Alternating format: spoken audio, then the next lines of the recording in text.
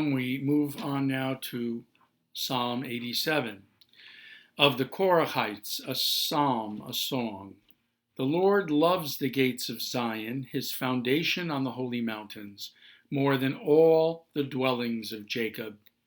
Glorious things are spoken of you, O city of God, Selah.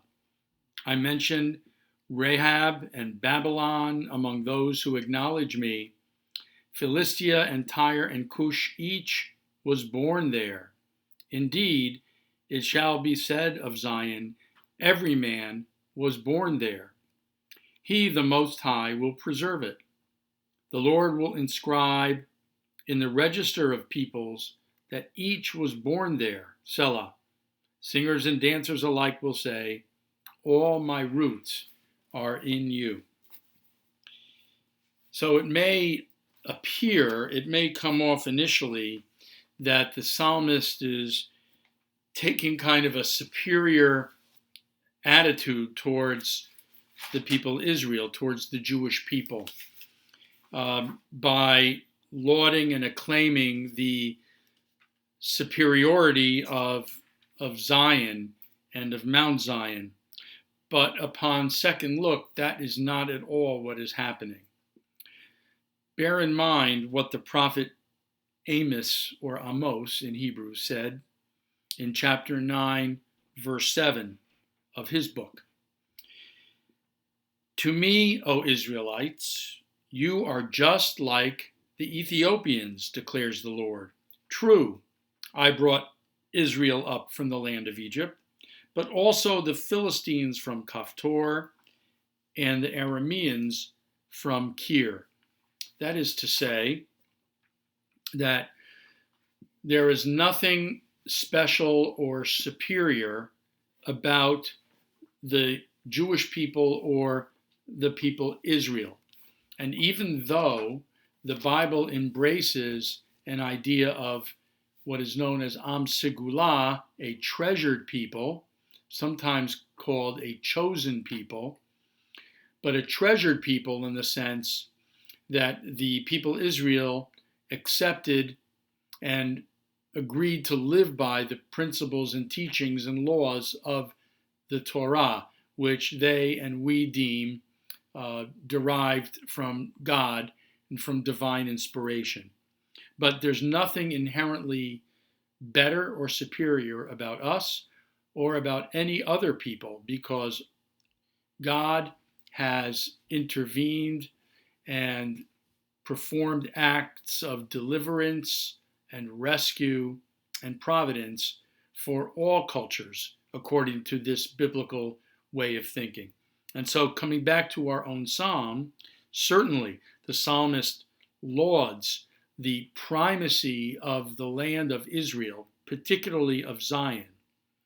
And when he refers to Zion, he's most likely referring to the mountain, to the Temple Mount, where the first temple was built and where God was worshipped by Jews and Jewish pilgrims from throughout the land of Israel.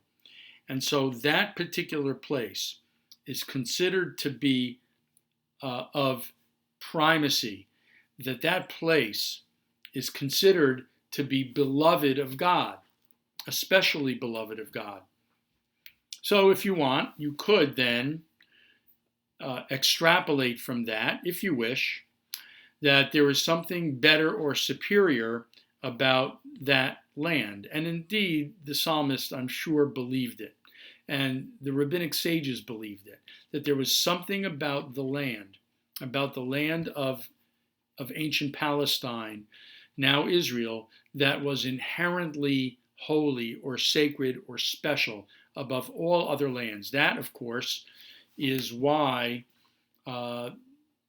Theodor Herzl in the late 1800s and the early Zionists into the 20th century continued to hold on to the goal and the dream of pursuing a Jewish homeland, not anywhere but the sacred land of Israel, then Palestine, that land that was originally settled by our ancestors, from which we were exiled later on.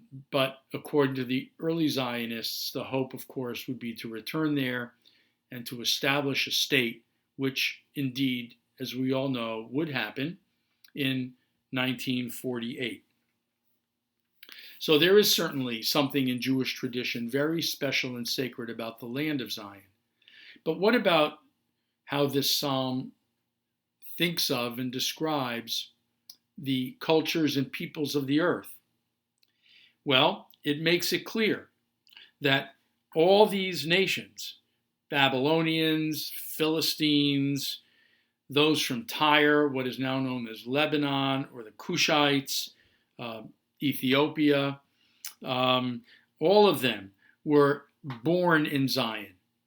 And what does that mean, born in Zion? Of course, the psalmist knows that they weren't technically born in Zion. They were born in whatever lands they were born in, wherever their families of origins came from.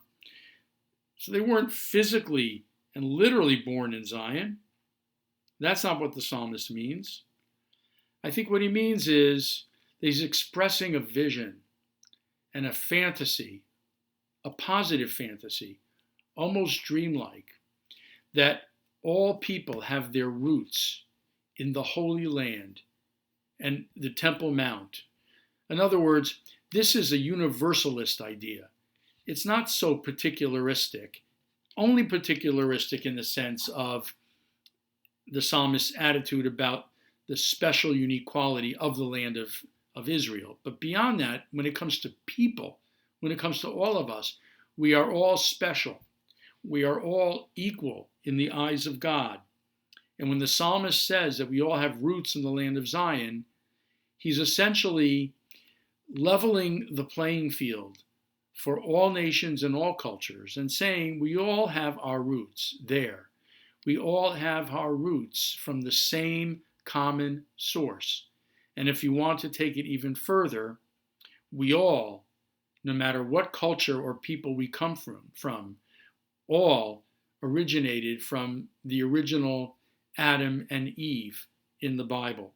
We all come from the same common ancestry, ultimately. So whether you believe in that literally or not, it doesn't matter. In a spiritual sense and in a psychological sense, it embraces the thought that no one of us, no one culture, no one nation or religion stands out in superiority over any other. All of us, we all hold our own unique and sacred value, each and every one of our cultures and religions.